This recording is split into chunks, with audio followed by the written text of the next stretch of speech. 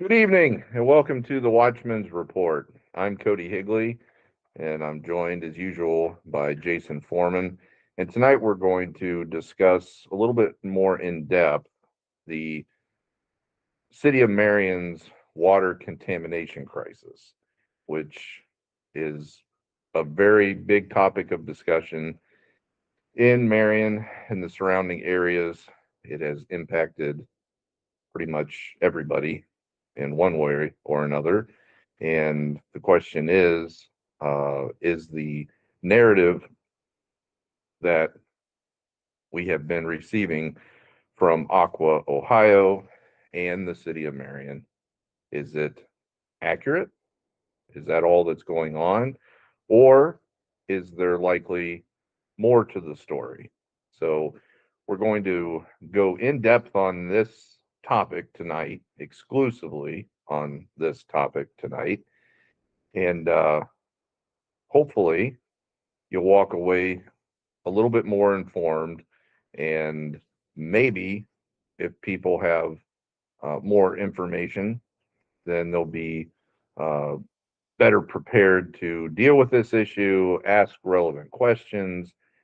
That's our hope because we don't know exactly what is going on. All that we can do is that we can ask questions, we can research this particular issue, we can research other issues that have occurred with the water system, with the sewage system, with the local aquifer and the tributaries in the area. We can look into that and we can also look into other examples that have occurred nationally. So that's all that you can do. And you just got to make do with what you have. So Jay, I know that you have been kind of on this from the beginning, which it really kind of, I think the notice, when was the first notice of this issue that was published by Aqua Ohio and then subsequently shared by the city of Marion? Was it on the 14th? I believe so. It was over the weekend. Um, yeah, I'm looking for it. We've got so much data here. Yeah, let's go ahead and share that. Probably everybody has seen it, but it was the origin of this, as far as public notice, was that people were complaining about a weird smell, a weird taste, uh, and a lack of transparency, so a cloudiness in their tap water in the Marion area. Now, the city of Marion uh, receives its water from Aqua, Ohio, which was formerly Ohio American um, Water.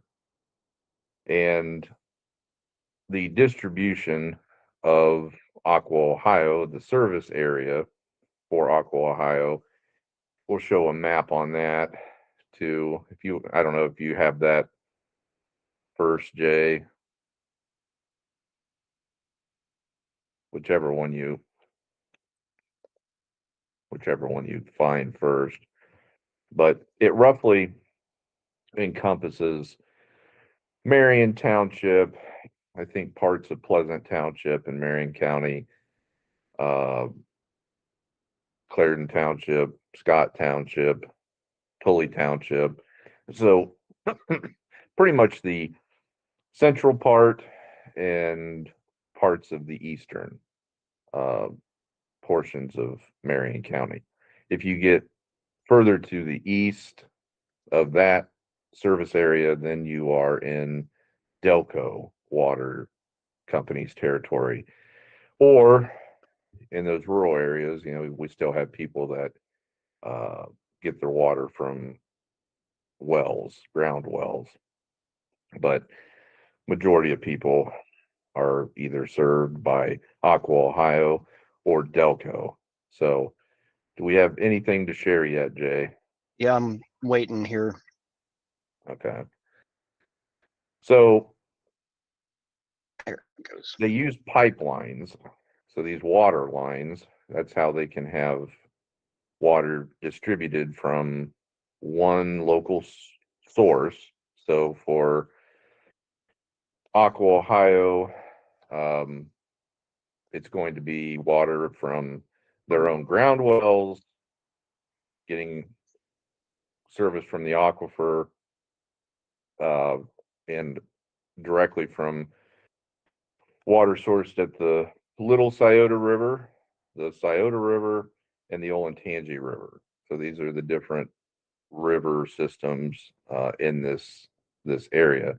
And then once it's pulled in, it's treated, and then it's distributed across the pipelines, the water service lines throughout the entire area. So okay, so Jay pulled up this map. So this map uh, kind of shows you where the city of Marion water treatment facility, so their wastewater treatment facility. So it's to the west of Marion. They're on between 95 and Marion Williamsport and Holland Road. Just to the northwest of that is the Aqua Station, which is located just to the west of the Little Scioto River. So that has been highlighted in blue. And then just to the west of the wastewater treatment facility is where the old uh, Marion City landfill was located, that the city used for years. It was closed down, I believe, in 1992. So it's been closed down. They hauled in, capped it. They hauled in a bunch of dirt and capped the old Marion City landfill. And then in the green sections, you can see where the ditches, so the drainage ditches that drain the water from the streets and that sort of thing from the city of Marion. So uh, in this particular section, there are two. So on the far south of this map is the Columbia Ditch. So you can't really tell from this particular map image, but the Columbia Ditch extends toward the from here it would proceed to the southeast. So it's draining, I don't know as far as the net impact coverage area for the Columbia Ditch drain, but it comes out of the city of Marion on the southwest quadrant of the city. Let's go back to that map. Let me finish that up.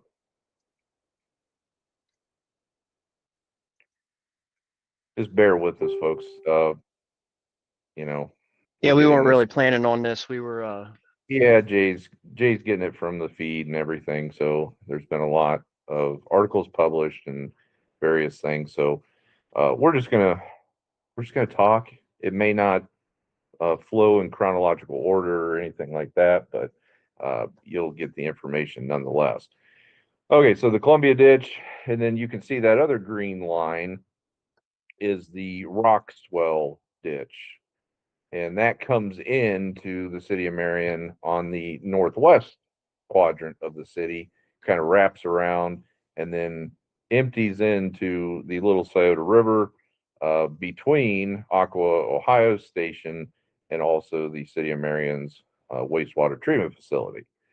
Now, the other thing to note with this map and these watersheds and aquifers is that the flow of rainwater goes into these tributaries, proceeds to the south. So the Little Scioto, that's why that arrow is pointing downward uh, to the south. So that's where everything's coming in and then flowing all the way down until it eventually hits the Ohio River. So the other thing to note on here with the Roxwell ditch, the Roxwell, I think, was the first ditch that was utilized by the city of Marion. So, like in the 1880s, kind of at the beginning of Marion's industrial age, its population explosion. So that's when Huber was founded, which at the time was kind of Marion's big industrial employer.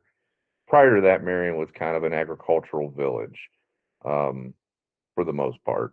It was the county seat and always has been, but 1880s, 1890s, those are the big years of growth.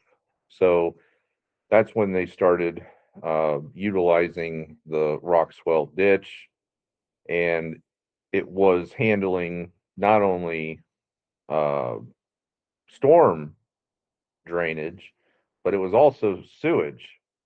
So they were actually at the time mixing the two down the rock swell ditch, and then it would end up flowing out into the Little Scioto River.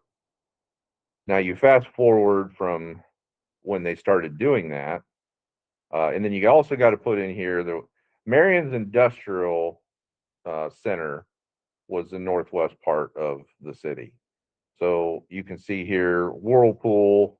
You can still see Whirlpool is right there. So that's Whirlpool today. You had Eaton there. You had the Erie rail yards. You had the Marion Power Shovel and its predecessor organization, the Marion Steam Shovel. You had everything, Tecumseh. Uh, Everything was located as far as heavy industry in that part of the city, and it was all adjacent to those railroad lines coming in. So when you're talking about industrial contaminants and where they would be focused, it's going to be in that area. And one particular property of note is pointed out on the map here, and that's the old Baker Woods creosoting facility. Now you may be saying, "Well, what the hell is that?" Well, Baker Woods, which again was located there near the rail lines, they would bring in, and it started in the late 1800s, and I think they were in business up until the 1940s, if I recall correctly. They would bring in rail ties by railroad, and then this creosote, this Baker Woods creosoting facility would coat them in creosote and then ship them off for use. Now, that creosote was going to help preserve them, make them fire retardant, and that sort of thing. Um, that site, which is about 25 acres of land and is currently vacant, a woods has kind of reclaimed much of it, but that was a Ohio EPA site of record. And they've done over the years, they've done extensive cleanup at that location. It's heavily contaminated, and basically the pollution remediation efforts or abatement efforts have done about as much as they can. But if you read through some of the EPA statements, there's still quite a bit there. And when you're talking about leaching contaminants, now these would primarily be chemical contaminants, industrial chemical contaminants.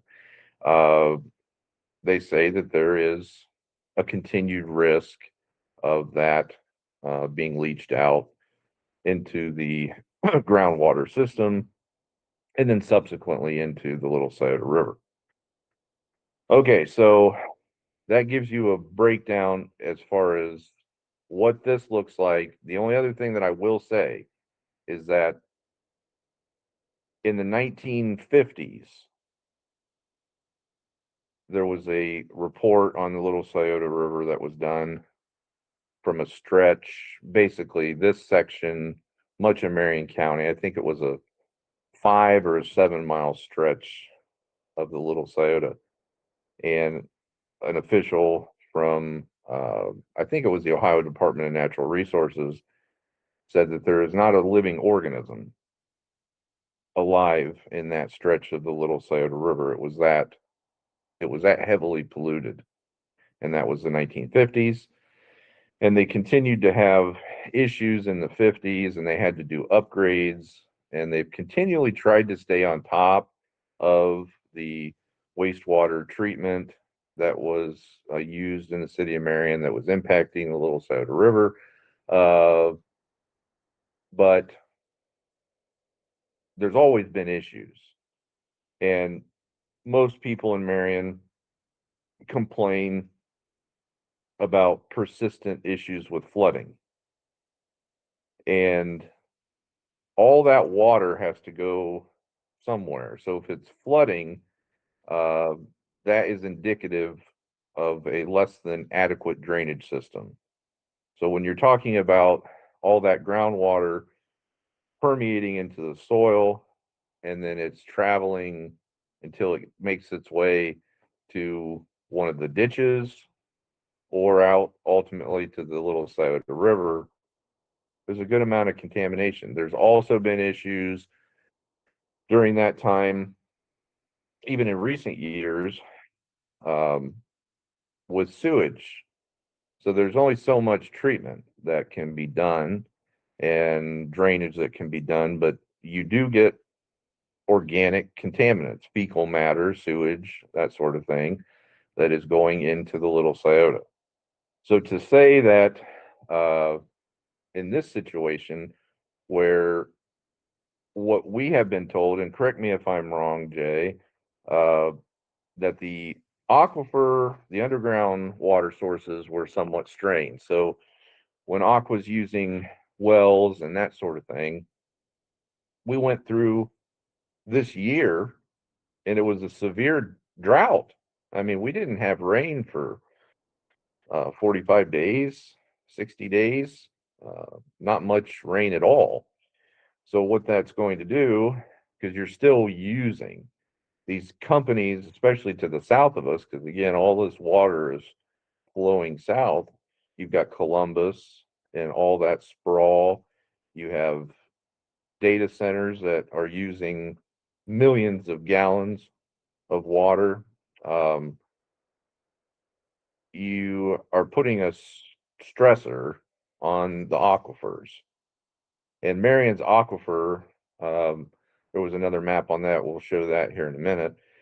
It's already like considered fair quality um, by the state. Um, so if you're looking for additional sources for water, which is what I understand occurred, then they looked at the Little Scioto River. Is that how you understand it, Jay? Your volume's off, buddy. Sorry, I'm looking through the newspaper articles that we're going to put up. Yeah, that's pretty much what I understand what's going on here. I know we had extensive conversations back and forth. I did message the city.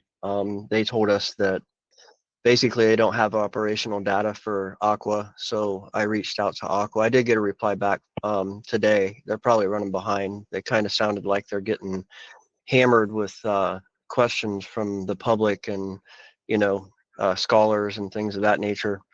But yeah, that's how I understood it. Yeah, so then if you are taking additional water from the Little Scioto, um, and if it had, we already know that it's historically contaminated. That's not to say that they can't treat it and it can't be fine, but this is a very similar story.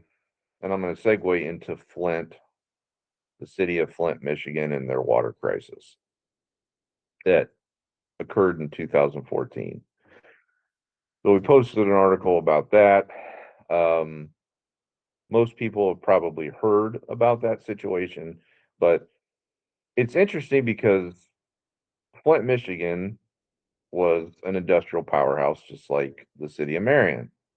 So a lot of these Rust Belt cities in the Midwest, I mean, they were all known for producing something and being a world leader in something. Well, Flint was big in the auto industry, much like many other industrial cities in the state of Michigan during the prior century. And then when America's industrial production started taking a shit in the 70s and 80s, and trade policies and all this other crap happened in this country. They really struggled. And historically, the city of Flint received its water from the city of Detroit water treatment facility, and it received it by a pipeline. Now, I didn't measure out the distance between the city of Detroit and the city of Flint, but it's probably 100 miles, I would say. And it was getting that from Detroit. Well, because of their financial struggles, they said, we're not going to pay to get our water from Detroit and have it piped up here to Flint anymore. We're going to source our water locally, and the nearest river for the city of Flint was the Flint River, which was historically polluted. And then when they switched over, there were 16 million gallons of uh, raw sewage that found its way accidentally into the Flint River. Not a whole lot of attention. So if you look at the local papers up in Flint at the time in 2014, in spring of 2014, when that happened, they mention it, but there wasn't a whole lot of worry. And again, that was primarily because, oh, well, we can treat our water. Well, then people started complaining of discoloration in the water. They started complaining of odd tastes in the water and odd smells. Then people started getting sick. So, suffering from various gastrointestinal issues. There was also an outbreak at one point of Legionnaire's disease. Mhm. And then the officials just issued boil alerts in only certain sections of the city, not the entire city. There was a clear desire not to induce panic on behalf of the officials. So they lifted the boil alert, problem continued. And then what did they do? They said, oh, we have a severe infiltration of organic compounds, which in that case was sewage, essentially. And what did they do? They overloaded the system with chlorides and chloramines and uh, in order to try to kill that bacteria. Well, they did not uh, release corrosion inhibitors when they treated the system. They did not put corrosion inhibitors in there. And what happened was those chemicals corroded the city of Flint's water lines, which dated back 70, 80, 90, 100 years, just as they do in the city of Marion in most sections of the city. So when they corroded those water lines, lead leached out into the water supply. Then you had a lot of people that came down with lead poisoning and other different health ailments related to that.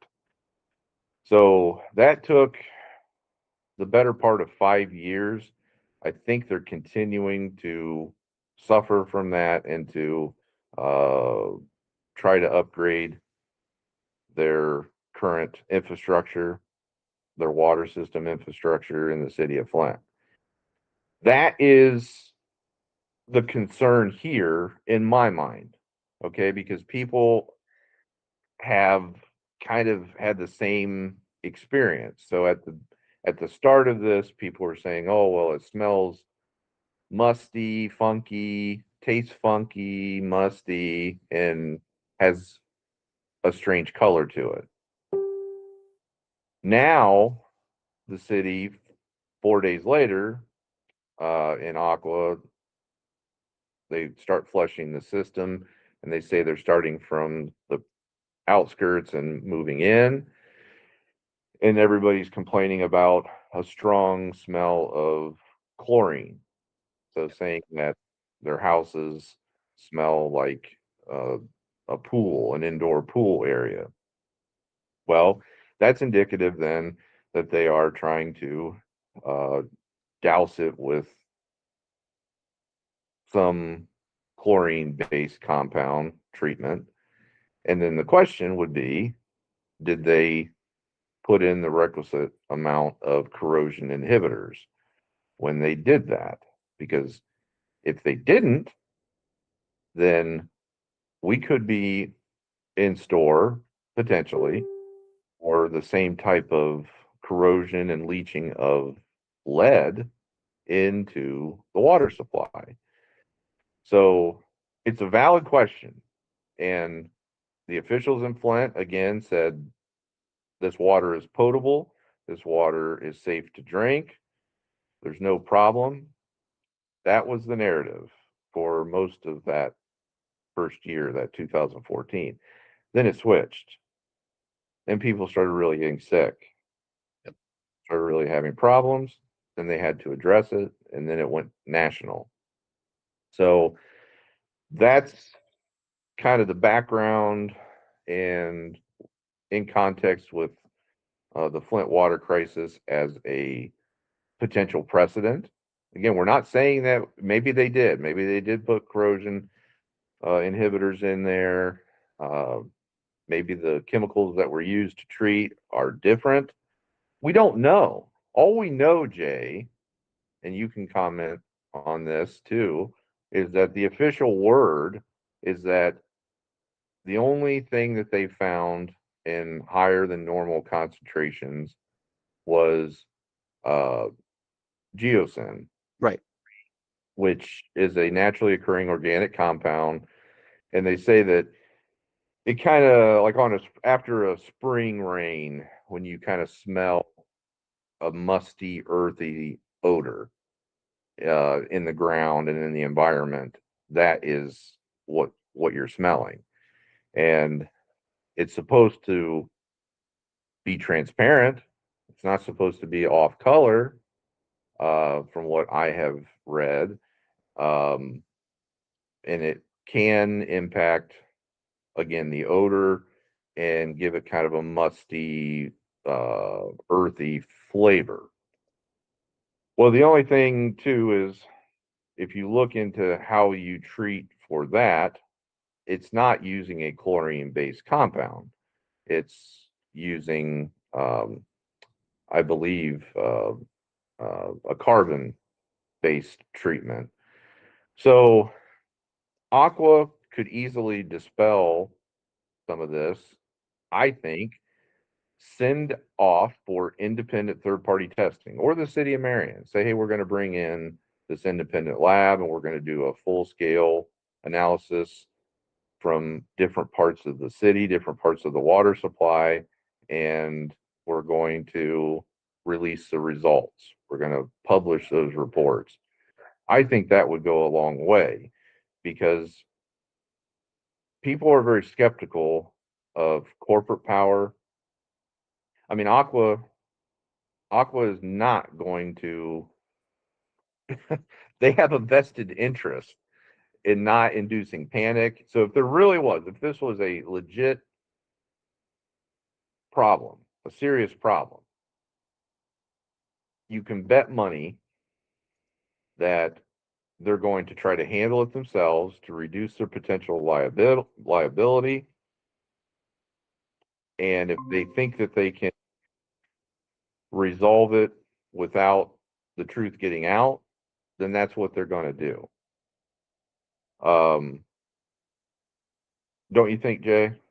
Yeah, I mean, you're a historian, so you could speak to it probably a lot better than I could, but usually when something bad happens, they try to fix it themselves and they, get into the specifics with the public when they figure out that they can't. We've seen it time and time again with multiple natural disasters, not just water problems. in the United States and globally. It seems to be a thing. I'm kind of concerned, really. Some of the replies that we did get back, we'll go into those in a little bit. I got to pull them up. I've got like literally 40 tabs open, guys, so bear with me here. We're getting a lot of reports in our comments on all of the water posts. It'd be too hard to go through all of them, but I'm just kind of scrolling through them for you guys about people, getting very sick, pets getting sick. And it's not coming from us. We're not, like Cody's always saying, we're not wearing tinfoil hats here. This is coming from the public, our people. So when they start talking about this stuff, we listen real close and we reach out to them and we talk to them. And we're just not liking what we're hearing. Mr. Bodine did reply, and he basically said that they don't have any operational data from Aqua because they don't run the water company, which is another concern, and I'm sure you'll agree with me. I know Mr. Landon agrees that it's a little concerning that they don't have any test data, hard data to give to press or otherwise, or they didn't a couple of days ago. I would think that the safety director in particular would be very interested in the, chemical composition or whatever they're dealing with here. And like the That'd be Rob. That'd be viewers, Rob Cow, the right? safety director. Oh, sorry. I mean, Bodine's the service director, so it's not, I thought it said that. safety director on the email, but I could be Yeah, wrong. I've got so many he's emails. he's service, but that position used to be combined, so it was safety service director, and then it was Ah, split off that two might be positions. why I'm confused. We were in media last time. It was what, 5, 6 years ago. So it's been a minute. Yeah. But no, Um, I mean, if that's the official word is that they're going off of what Aqua, then you got to put pressure on Aqua to, and I wouldn't even personally, and I think most people would agree, I wouldn't go off of their internal tests I because mean, I'd agree with that. Absolutely. Yeah. I mean, yeah, not to anything against the gentleman from the press, the people that talk to the press. But well, sorry. it's I it's mean, it's the fox watching the hen right. house, and then after the fox kills all the hens in the coop, then you say, "Hey, you want to give us a word on what you think happened here?" And you know, you don't do that. You have to have independent third party, um, state regulatory. I mean, something Right. to come in, and those results need to be done. They need to do samples in different parts of the system, different parts of the city, and release those to the public. That way, they can be properly scrutinized by industry professionals. We're not industry professionals. We're people who can research and we ask questions. And we have enough common sense and analytical ability that we can, you know, try to put two and two together and, go through things. But there are many people uh, in the state of Ohio that would be able to analyze everything, but they would need those reports. And Right. I think at a bare minimum, at this point, when you have in excess of 75% of respondents in a recent poll, informal poll that we put up, saying that they are not eating at Marion area restaurants, not eating prepared meals at Marion area restaurants to include food, water, and soft drinks as a result of this water contamination crisis. That's a big deal because how long is this going to go on? You have Aqua saying that it should dissipate within a couple days. Okay, well, hopefully it does. If it does, it goes back to normal. The color is back to normal, the flavor, the smell, everything, then that's excellent. Um, but if it doesn't go back to normal,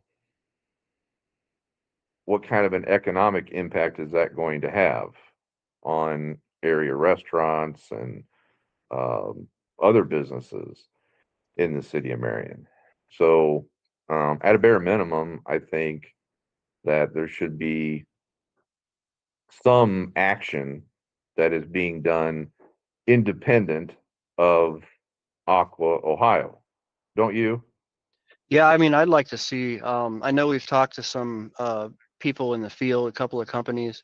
They weren't able to come on, you know, right on such a short notice, but hopefully we can get some of those guys on here in the next few days and talk about some of these things, because I'm no water expert. I have worked with chemicals when in my much younger days, but it would be nice to hear from somebody in the industry exactly what all this means. I know that some of the verbiage in the emails that we got from Aqua in particular was concerning to me, and I know that when I shared it with the team, it was extremely concerning to them.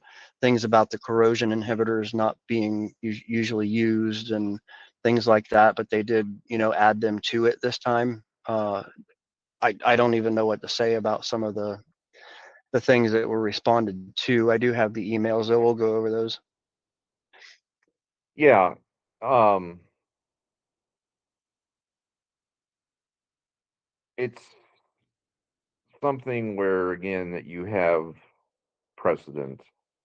And it's not just Flint. I mean, there's been other examples. Flint's probably the most notorious or infamous, I suppose.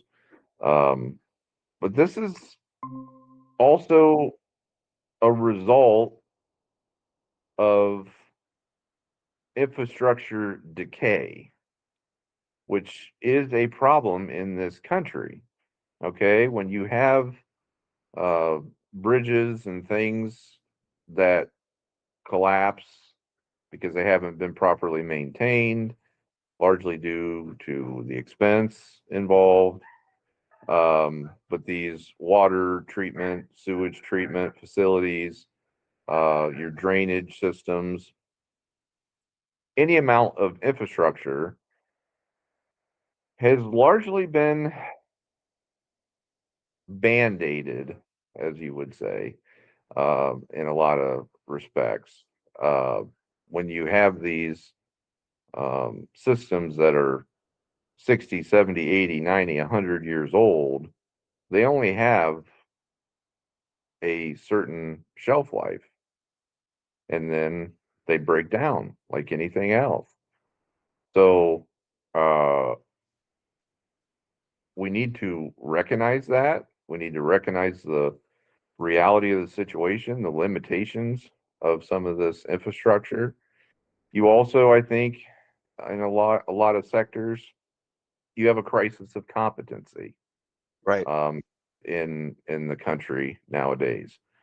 We don't have a whole lot of competent professionals filling these roles that are crucial.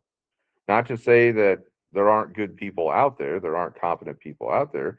There are, but culturally, this country has declined and degraded so much from prior generations, where you had more of a personal responsibility, self sufficiency, took pride in your work, in yourself. And that's going by the wayside culturally. So as that continues to decline and degrade our culture, you're going to continue to suffer from uh, these competency crises. And you're going to see things like infrastructure that you took for granted before that just suddenly fall apart, break down. And then you have the moral component of, if there are corporations, instead of doing the right thing because you live in that community and that sort of thing, these mega corporations, they care about their own business, shareholders, whatever they're beholden to. Um, but they're not having to drink the water. Right. And I've seen a number of comments in here where it says, I want to see city officials or aqua officials come and drink a gallon of this water. Uh, well, that would be a nice gesture, see if they would actually do it. Um, what do you think, Jay?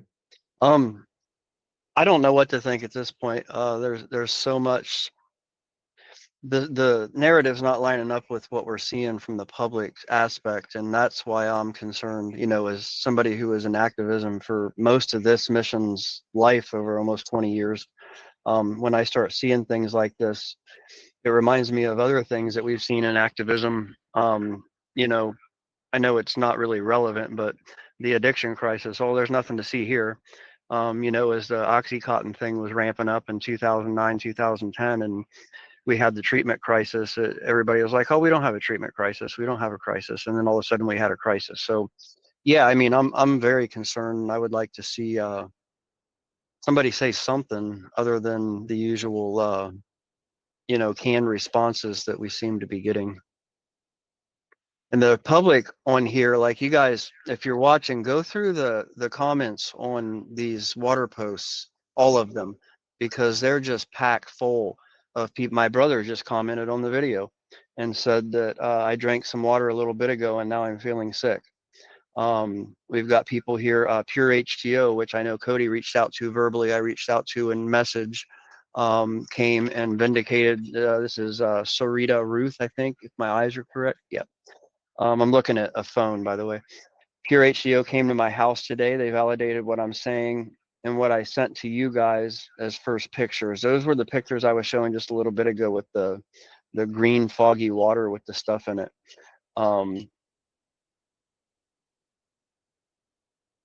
And she just goes on and basically says that she could go back to Aqua about this. They said, unfortunately, we don't know anything. We don't know how this was caused. We see that it has happened, but we don't know how it happened, so we can't help you in that way. And she said, okay. They said that there is no regulation for water company or water, and I'm not sure what she meant by that. But I'll definitely be researching that as soon as we get off. But yeah, Was that pure duo? That was what they told her. that's what Sarita Ruth commented just a little bit ago on the cast that we're on right now. And this is very concerning to me. And I'm just going through all the comments as I'm talking, and the water smells. This is just a couple of hours ago. That these people are posting these pictures of this situation, and I lost count of how many people on here said that their pets were sick or they were sick. Um, I mean, you could kind of explain it in a small control group as like a psychosomatic problem. But when you've got 150, 200 people commenting the same thing and sending us messages and emails, both to Marion Watch and our affiliate pages and profiles, and it starts getting extremely concerning. Well, people are conducting water tests. I mean, Right. their own independent, and they're posting pictures, doing a side by side comparison, a controlled comparison with purified water. You'll see a lot of people doing that, and then the results next to the tap water. And people people may be ignorant about a lot of things, but people are also smart, and they're able to use their common sense, and they're able to put two and two together. Unless you're a certain left wing podcaster in the city of Marion, he has neither ability. Um, so when you have all these people that are sharing the same stories, are you going to discredit them just because they're not some government official? They're not some mainstream media personality. They're not Aqua Ohio officials. No, no. The nose knows, as you Right. rightfully stated. And if it doesn't pass the smell test, then there's something wrong.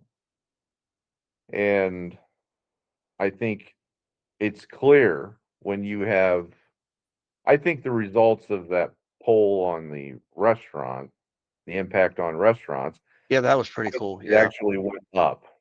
I think if we retallied the results, it would probably be in excess of 80% at this point of people are completely avoiding the I think consumption of prepared you're meals. right. There's been 200 and what, 250 some I don't know. responses. It's every 2 minutes almost, so it's getting there. Let Yeah. me look here real quick. So 236, but that was as of the last time I refreshed the page. yeah, so it's a very, very good response. And that also indicates that because a lot of people don't interact. So if you look at the Right. studies on the number of people who will interact with published content on social media, that's liking or reacting some way or a comment, it's something like 10%. I think most studies say it's between 10 and 15% of viewers of particular content will actually interact with it. Most Right. people will just consume content, but they do not interact at all. So when you have that sort of increased activity uh, on a particular post where you're asking them, how is this impacting you in your lifestyle and your decisions? And if they're reacting to it, that means it matters to them. They're concerned. People are concerned.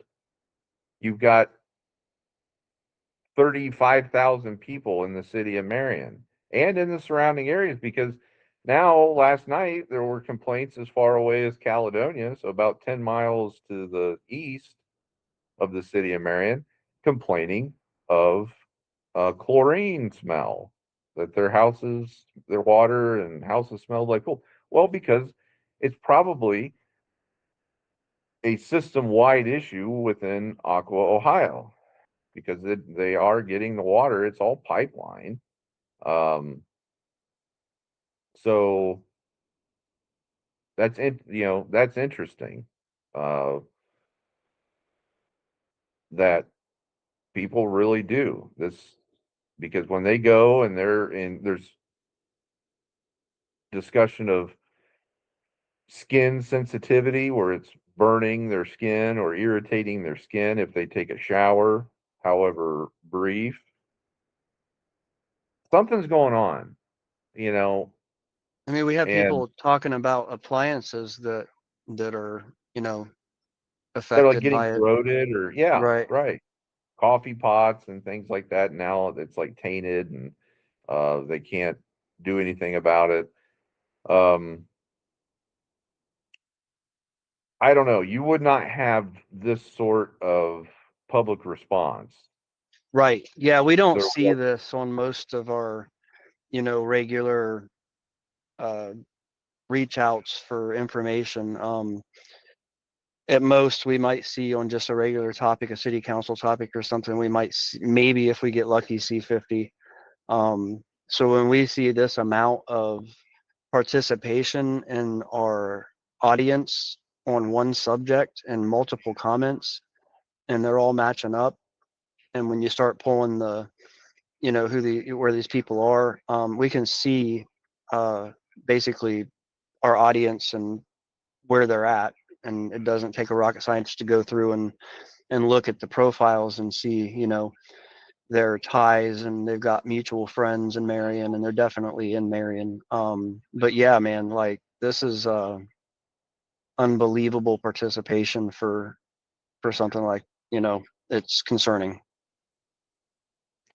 it really is. And if you're a restaurant owner in the city of Marion now, the word is that McDonald's on 95, I think 2 days ago, they stopped serving fountain beverages and orange juice. So they're only serving milk, is what I understand. You've got Mi Jalapeno. Shout out to Mi Jalapeno. But the word is that they're only serving bottled water and canned pop. And then I think they were using bottled water in their food preparation. That's what I think if you're going to weather this storm until hopefully it's resolved quickly, you better be switching your food preparation to purified or bottled water and not serving tap water or using it to cook or anything like that because it does impact the taste. I can attest to that this week. I've had several prepared meals. You went First out to eat one, last night or something too, didn't you? yeah, the first one was like on like the 14th. So it was before I even really was aware of this issue. Got one meal from a restaurant on 95 there east of town, and I was like, this tastes weird. This and it's a regular meal that I order. It's not like it was new or anything like that. And it had like just a funk to it. Just tasted funky. We're also Um, getting reports of it out in outlying areas like out near Caledonia and things that's like what I that. just said. Yeah, over Yeah. there. Um, but then last night said I'm gonna try it again. I'll see different restaurant, but right there in that 95 sector. So again, they're getting their water from Aqua. Um, tried that and same thing.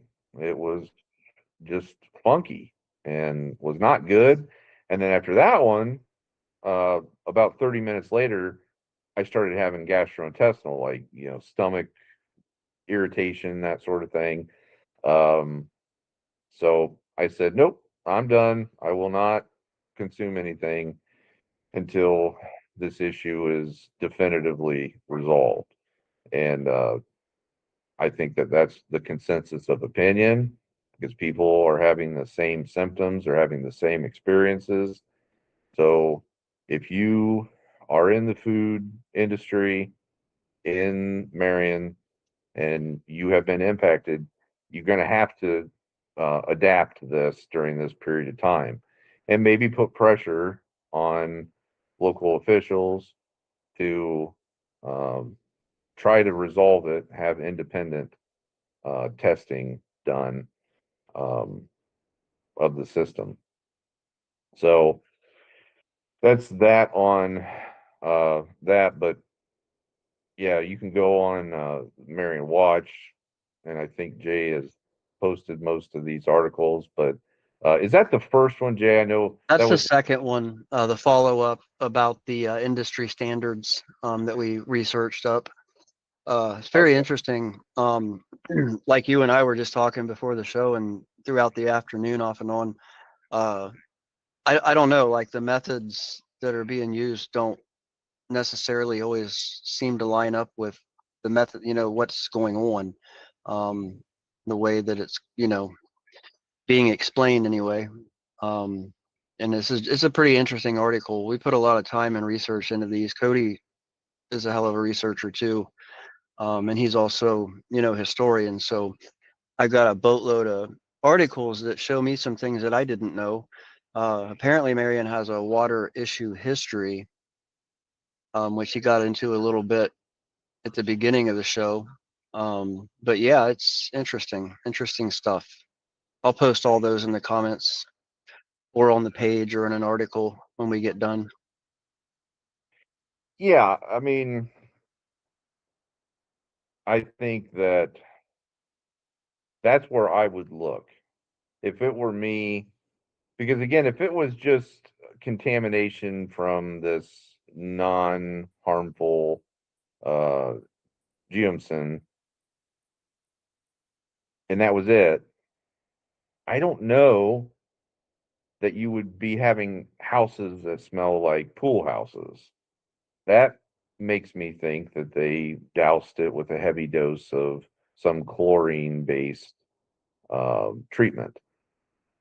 Again, I can't confirm that, but it would be nice to know like what the explanation of that is. If it's some, carbon compound, something like that, which is what allegedly geomsin is supposed to be treated with, a chlorine based is ineffective. But then the other question is, as far as a lack of transparency, so that cloudiness.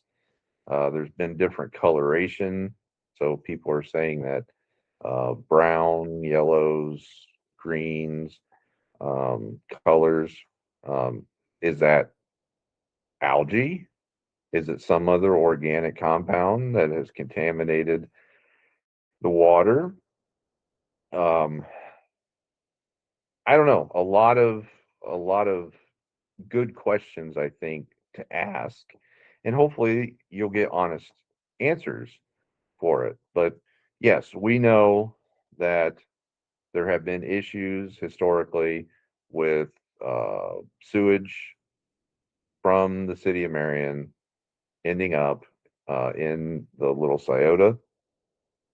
We also know about all the groundwater contamination in that particular area. Uh, and then you have just the normal agricultural runoff and things as well, organic and chemical based, um, that are constantly applied every season. So you can either be like certain loudmouth individuals in the community, um, on your podcast, and say that, well, until we hear something official from Aqua, uh, then this is all conspiracy. Or you can use your head and your senses and say, there's more to this. And then you can also put that in the proper historical context and say, this has been an issue. It's also been a concern. If you look back, not only did you have those issues that have reappeared historically over the past 60, 70 years in that area of the Little Scioto River and city's drainage, water supply. Um, but there's concerns over future management and the ability of the infrastructure to do what it was originally intended to do. And that goes back into the degradation and kind of the aging and collapse of certain infrastructure systems. Uh, so, is that what happened here? Did we have more infiltration of uh, certain bacteria, certain harmful compounds? And, I don't know. Unless you get an independent testing that is done and they take multiple samples and they publish the full results so that people can analyze them, Right. then you're not going to know. And I wouldn't trust anything that is said by Aqua Ohio or any government official. I mean, I think at this point, you know, that's how people should be across the board. I mean, I just mean, ask people in Flint. Say, oh yeah, they told us it was all good. The city officials and the everybody was saying that there's nothing to worry about. You can go ahead and drink the water, and then you come down with Legionnaire's disease, or you get lead poisoning, or your kids' brains are so compacted with heavy metals that they have learning disabilities and everything else. So, you know, yeah, this is the reply from Aqua. I'm gonna put it on I can't put it in the comments on the live cast, but I'll throw it up on the page real quick here. You'll have to download it probably to be able to see it, right? Because it's a long screenshot, but I just posted it up there and I'll post the URL to it down in the comments. But they basically said nothing's going on. They checked for the things they're supposed to check for and made sure there wasn't any excessive levels of chlorine and things of that nature. There were some interesting things in here that they don't usually check for. The geosmin. yeah. Sorry, I'm trying to read it. Well, I've got like 3 screens here. They said they did not adjust their dosage of the corrosion inhibitors because it's not used in this system. we're gonna have to talk to some of the water people about that. Definitely. They didn't not alter their PI stabilizers because pH did not exceed normal ranges. In terms of the source of geosmin, data points to the algae die-off in the river caused by the correlated temperature drop. The system's microtest tests indicate levels below detection of TTHM remains below regulatory limits. And then the standards that I asked them about unidirectional flushing are irrelevant in this case. Water systems flush water mains for several reasons. Often the process, and then it cuts off. I can't get over to it, but I'll post that in there. He went into the process Wait a and minute. Wait a minute. We did not adjust our dosage of orthophosphate. It is not used in this system. yeah, Was that the extent of what they said about not using orthophosphate? I'm going up to the screenshot. That's a I'm on the phone corrosion. now. That's the corrosion inhibitor. Right. Okay. So they're saying that they don't use it. Do they use any other? So when you ask the question, did you just use the generic term corrosion inhibitors, or did you No, I use the specifically technical terms. you used orthophosphate? Yeah, I use corrosion control. Yeah, I use the technical terms, and I actually went Yeah. into the Well, what stabilizers. I what And I'm asking, did you ask for like a broad generic like class no, no, as corrosion inhibitors? I use the name of the process. Okay, because that if there's other corrosion inhibitors, that'd be nice to know. Did you use any corrosion inhibitors? Right.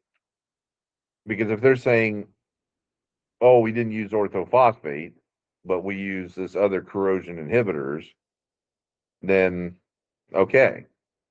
So that, yeah, that would be nice to know if they used any corrosion inhibitors, because that's the bigger threat, I think, than having some, because you can, by all accounts, you can kill off organic compounds, and that's what part of the flushing. They're flushing that system to get rid of potentially contaminated water, have more Right. circulation within the lines of the treatment chemicals. But if those chemicals did not contain corrosion inhibitors and they corroded the old 70, 80, 90, 100-year-old lead pipes and leached very dangerous lead particles into the system that are then subsequently consumed, that's the bigger danger. That's the Flint issue. Right. Having fecal matter and sewage contamination in your system, as disgusting as that is, and as potentially unhealthy as that may be, it's something that can be managed and dealt with. Um, the lead issue, the corrosion of the old lines, that's a bigger issue, I think, in most people's minds. So, was there any other articles or anything that you wanted to discuss tonight, Jay? I mean, we kind of covered a lot, and I think that we did a fairly good job. Not very while we talk. Um, yeah, it's interesting. I'm just very, very concerned about all of this. It's not just because of the mumbo jumbo or lack of knowledge of people that we've reached out to at the local level. It's that the citizens are all over talking about upset stomach, gastrointestinal issues. Somebody just commented that the water burns their eyes and they're having skin problems. Yeah, so that's my is the public. Yeah, and you know, it's unfortunate that you can't get a straight word or an adequate response from public officials or these corporations. But again, it's time and time again. I don't know what to expect. I mean, you got to think that if you say, oh, well, if we admit that we made some mistake that harmed people, then you're going to have potentially 35,000 or more people that are going to want to seek damages from you. They're going to want to sue you. So if you're that corporation, you're going to say, oh shit, we got this problem. Let's not put anything out there that's going to indicate that there was a mistake or we were negligent or derelict in our duty or whatever Not until they absolutely have to, anyway. until they have to. They're going to try to keep it hush hush and they're going to try to fix the situation on their own. And because to them, what's the difference between them admitting that they effed up and having to pay the piper for it, or they don't admit it until they're forced and then they have to pay the piper for it? So to them and their bottom line, they might as well see if they can make it go away, if they can resolve it in a satisfactory manner before the shit literally hits the fan.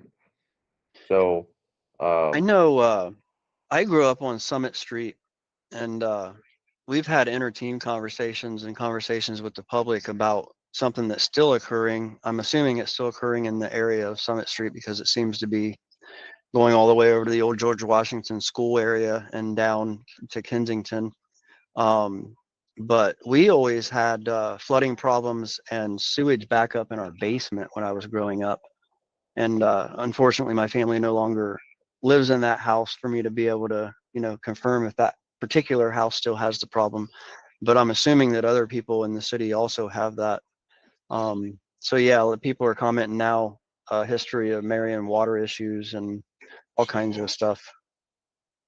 it's a big problem, and it's I think an escalating problem in a lot of respects is the drainage situation, stormwater drainage, sewage issues, and so on and so forth, flooding. Um, Again, the cost in this highly inflationary age that we live in, this age of big government, big spending on any number of other things. Back in the day, your cost for government was very minimal. The money that government spent largely went to infrastructure expenditures, things like streets, sidewalks, sewers, ditches. That is what you spent money on, and really your only taxes that you paid at the time were local property taxes. You didn't have a sales tax, you didn't have an income tax, you didn't have payroll tax, you didn't have any of this other shit. You literally paid a modest property tax that funded your schools and your infrastructure expenditures. I mean, hell, Marion's government, the mayor was part time until the 1960s, the mid to late 1960s. Uh, they worked full time job, and that just shows you like how much government has like grown. And your fire departments and things like that, they were volunteer. They only went out when you needed them for a fire, which only happened very seldom. You didn't have all this big government expenses. So your money went, the money that you paid on government went to infrastructure. Well, uh, nowadays, we have all this shit. It goes everywhere. It goes to this program, this program, this program, welfare here, welfare there. Uh, and then they're neglecting because you can only squeeze so much from somebody, uh, then they neglect their infrastructure.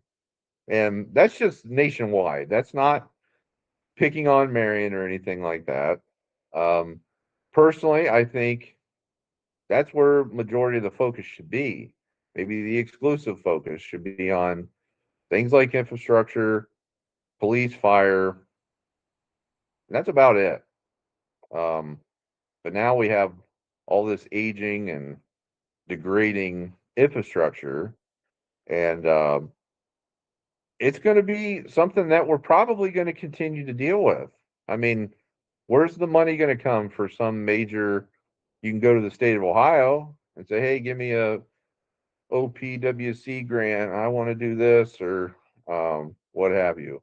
But again, you've got 600 other communities that are applying for that grant money to. So you're not going to have wave a wand and replace all your infrastructure lines, sewage treatment plants, everything in the city of Marion. You might get certain sections that get projects that are completed, but um, that's about it. So it's going to be probably recurring problems moving forward, and we have already been experiencing, that sort of thing. But yeah, Jay's sharing here some of the historical articles about the contamination in the Little Scioto River, that stretch of river that feeds the water uh, to the city of Marion, and highly, highly contaminated. Again, you talk 1950s, and ODNR representative says that there was not a living organism. Now, I'm sure there were microorganisms, but Right. he's probably talking about fish. He's probably talking about reptiles, amphibians, that sort of thing. There wasn't anything alive uh, in the 1950s in the Little Scioto. That's highly So, concerning by itself. Yeah, that's yeah, and a lot of that stuff, if it's a heavy metal compound and stuff, it doesn't degrade. I mean, it takes years and years and years and years and years. And yeah, you may dredge and you may try to, but in some of those circumstances, you do that kind of stuff and it just stirs it up again. If it's like kind of settled down into the bottom, it'd be like pouring a bunch of shit into a bottle of water. Well, eventually that's all going to settle. All that sediment's going to settle down at the bottom, and then you may have, fairly clear looking water above. But if you take that and you shake it up, then it's all dispersed again. right. So, um, so yeah, but We just had somebody comment that said their son's in Marion General Hospital. Marion General Hospital is not using the water. They're giving everybody bottled water and not tap water. oh, well, you would think that there are some lab technicians that could do some physicians, if nothing else, that could do some basic analysis. So that We have might a have been. request into I'll call it a private source for now until I get permission, but as we understand it, people who have boilers do water tests for various things all the time. So I reached out to somebody who we've worked with for many, many years in his profession, and he said that he's going to try to get us some of this data. Now, Sarita just replied. I asked her what the water people said, and she basically said that the fact that their water stinks, of course, everybody knows that, and that the smell was a chlorine bleach. But I said, what did they know? They don't know why it's what caused the initial issue, I think is what she's trying to say. So I'm interested to see test results on, artificial chemicals that they may be using to treat it and what the levels of those are. Because they can say that they're under, as I understand it anyway, I'm not a water expert by any means, but from the research we've done, as I understand it, uh, below the guidelines of the federal government can literally be a point under. 0.01 or whatnot. And that is acceptable, or 1% under. And I would assume that somebody who is intaking water and cooking with water and, bathing in the water, they're absorbing that in various ways. I would assume that it would probably eventually make you sick if it's just on the borderline of acceptable. Does that sound like a plausible theory, Mr. Cody? It does to me, you know. Now they won't have. So when I spoke with the representative today from Pure H2O of Ohio, so that's the company. I believe they're based out of Columbus, Yeah, and they've offered to come and do testing in Marion for free. right, So the link to them, they've commented on some things. I think that we did an independent post. If you are wanting somebody to come to your residence and check things out for you. But when I talked to them today about potentially coming on the show, having the owner or one of their spokesmen come on and answer questions, that may happen because they actually acted like they were interested in doing right, it. Um, but I asked them if they've had any results yet. So they have not processed any official results as of my telephone conversation with them, which was early this afternoon. So they said they should have test results back, I think within a day, possibly by the end of the day today, is what I believe they told me.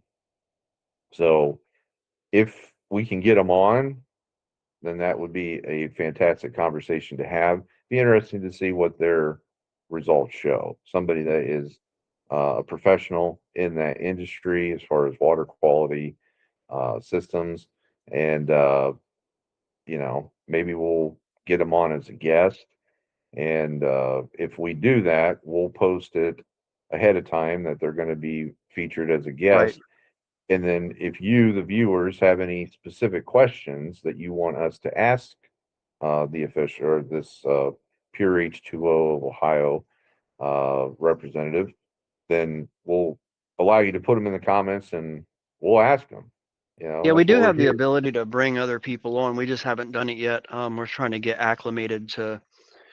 I've got a crazy amount of stuff in front of me when we're doing these things. Hopefully, as we grow, we can get a technician to help me out with this stuff so I can talk and not, sound so, I don't know, for lack of better terms, disoriented. But I've got a phone and a laptop and a tablet, and I've got a server with 2 screens, and so yeah, it's a lot of stuff. But we do have the capability of bringing the public into these, once we get going a little bit more smoothly and I'm a little bit more used to the controls again. It's been a while.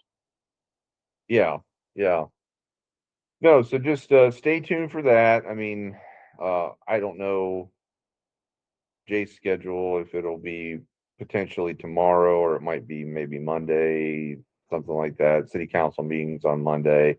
So we try to avoid that. But if we can get somebody from there on here, that would be, I think, useful for people. And again, to enable you guys to make comments and then we can ask those questions, I think would be helpful. But hopefully, you learned a little bit more about this situation tonight here on the Watchman's Report. That's our goal. Hopefully now you know where the infrastructure is located as far as the treatment facilities, the source of water, one of the primary sources being the Little Sayote River, the contamination issues, the other issues historically within the city of Marion with its storm water drainage, wastewater issues, that sort of thing. Um, Talked about the Flint water crisis and how it may be.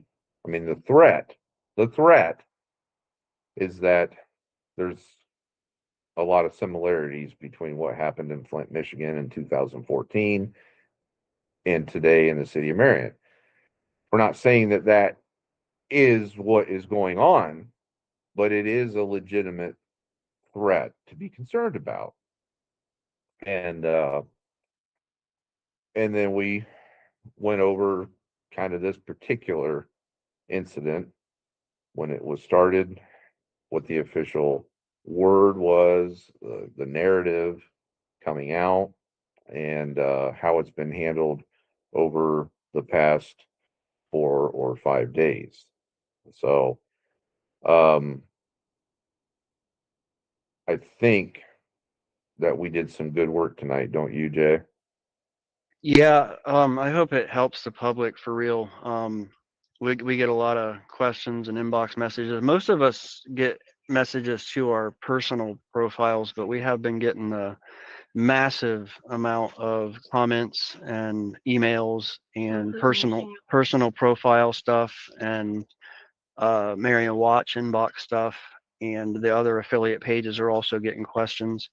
And we will schedule if the water experts want to come on, even some of the local ones. I know one of the Peacock guys locally were commenting on one of the posts. We'll schedule that out. We're just doing the pop-ups right now because of the holiday season. Um, as we have availability, most of our usual guests are preparing for the holiday season. So that's what's going on with the constant pop-ups last minute thing. Yeah. And hopefully, if something is scheduled out on Monday or Tuesday of next week or what have you, hopefully this issue is gone and it's no longer relevant.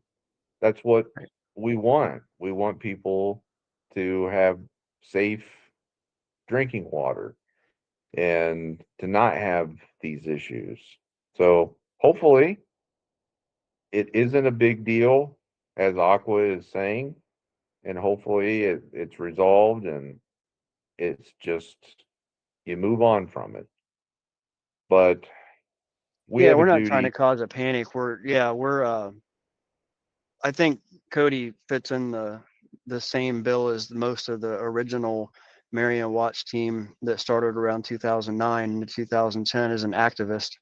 Um, and we just through the years found our way into journalism, and we have a pretty big network. The people that you know work with us, not you. You pretty much know the whole network by now, but the people who in the public who think they know who we are working with, you only see not even 1% of the trusted network. And what I mean by trusted network would be the people who were involved in the network from, say, 2010 onward that we've picked up along the way, starting with, of course, my personal lifelong friends, my childhood friends from the dance studio, Joanne's and Dennis Potts. There's about 150 of us, maybe a little bit more, that we talk to, bounce things off of. And then if you add in the public that we constantly message our article drafts and things of that nature, which we do. We send our researched articles before publication to the public and let them, check them out, see what they think. If we're wrong, we don't have a whole lot of feedback about us being wrong. We do have a lot of feedback about adding things. Cody's trying to work with me to get my writing style is a little bit more long form than what Marion's used to. That comes from the activism and the investigative side of the operation. But it's definitely an honor to be in the media in the United States of America. Again, I say this all the time. It's an honor, and we take it very seriously. So we're not trying to cause a panic. We're just trying to make sure that everybody understands the situation, because people obviously don't understand what's going on. They're constantly commenting. Nobody knows what's going on. There's no accountability. What's going on.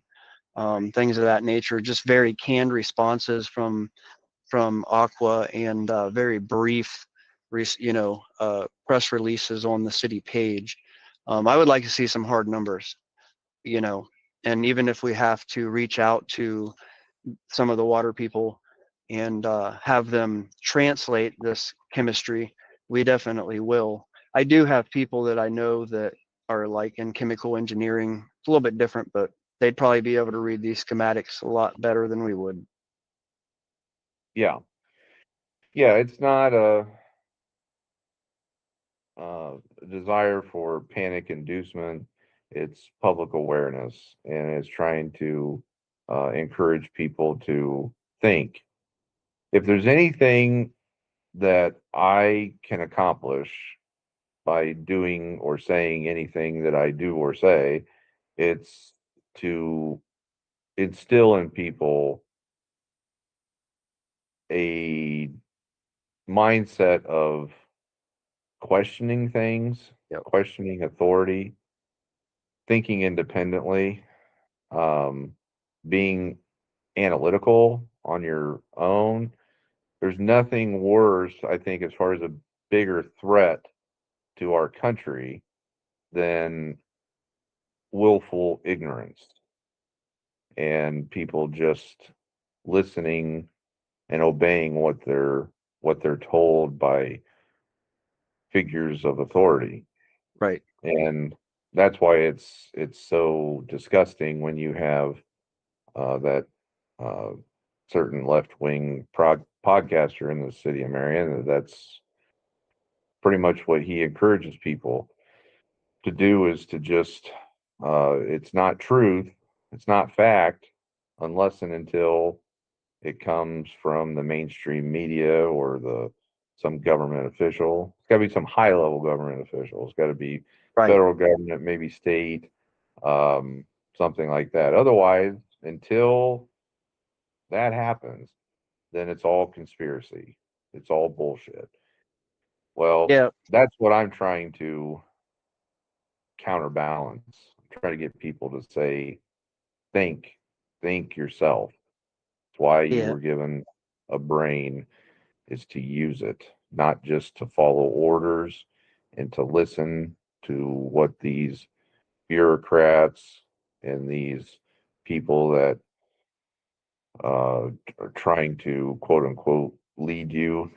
Well, as history has shown, though most of the time they'll lead you to the slaughter or to your own demise or Right. your own uh, downfall. So that's why it's so critically important.